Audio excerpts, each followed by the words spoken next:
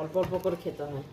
হ্যাঁ, এটা একটু খাবি আর এটা থাক, ঠান্ডা হলে একটা বোতলে করে রেখে দেবো, ডেলি একটু একটু করে খাবি।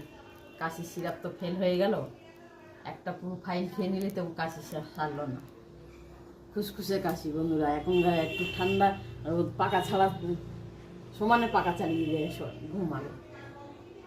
কি এটা? বাসক পাতা ফোটানো রস, পাঁচন তৈরি করেছি, আদা দিয়েছি, লং আর তোমার মধু দিয়েছি, মধু দিয়ে করেছি।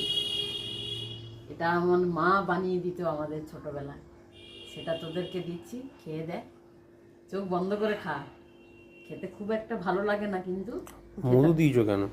মধু দিতে হবে তো, মধু নালে তাল মেজরি, অনেকে অনেক কিছু দিয়ে বানায়।